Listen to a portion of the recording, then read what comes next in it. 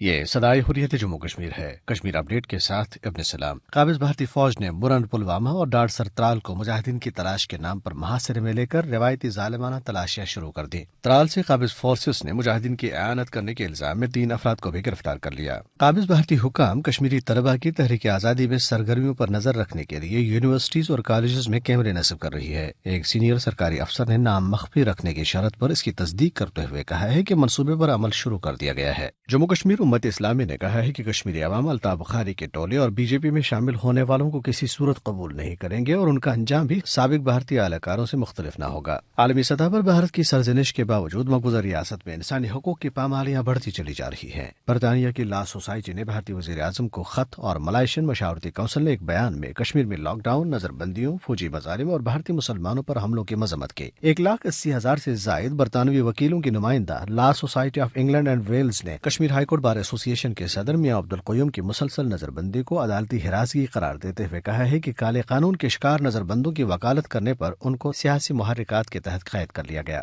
مقبوضہ کشمیر پر مکمل غلبے کے منصوبے کے تحت کشمیر کے نام نہاد لیفٹیننٹ گورنر گریش چندر مرمو نے احمد آباد میں بھارتی تاجروں اور سرمایہ کاروں کو مقبوضہ علاقے میں سرمایہ کاری کی دعوت دیتے ہوئے کہا ہے کہ اس ضمن میں تمام رکاوٹوں کو دور کر لیا گیا ہے۔ دہلی میں بدترین مسلم کش فسادات کے بعد اب حیدرآباد میں مسلمانوں کو نشانہ بنانے کی تیاریاں کی جا رہی ہیں۔ اس ضمن میں ایک آڈیو وائرل ہو گئی ہے جس میں کہا جا رہا ہے کہ دہلی کے بعد حیدرآباد اگلا نشانہ ہے جہاں کے مسلمان اپنے دفاع کے لیے تیار نہیں ہیں۔ اپڈیٹ ختم ہوا۔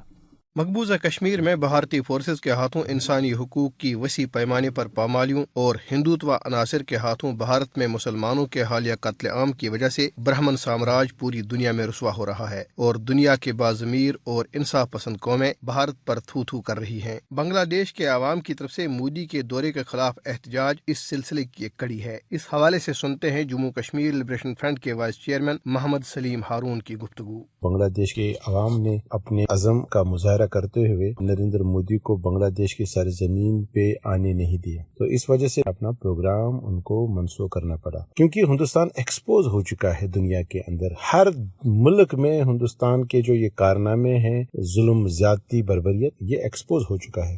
جو وہاں پر انسانوں کا قتل عام ہو رہا ہے ہر صورت میں، اور ہر اس مذہب کے لوگوں کے ساتھ ظلم اور زیادتی ہو رہا ہے جو ہندو نہیں ہے۔ کشمیری نے یہ فیصلہ کیا ہے کہ جب تک کہ کشمیریوں کو ان کا حق نہیں ملتا تب تک کشمیری کسی بھی صورت چین سے نہیں بیٹھ سکتا ہے۔ اگرچہ مقبوضہ کشمیر میں بھارت کی ریاستی دہشت گردی اور دہلی میں مسلمانوں کے حالیہ قتل عام کی عالمی سطح پر مذمت کی گئی ہے، تاہم صرف مذمتی بیانات جاری کرنے سے ہندو دہشت گردی کی عفریت پر قابو پانا ممکن نہیں ہے، بلکہ سرکش بھارت کو لگام دینے کے لیے عملی اقدامات کی ضرورت ہے۔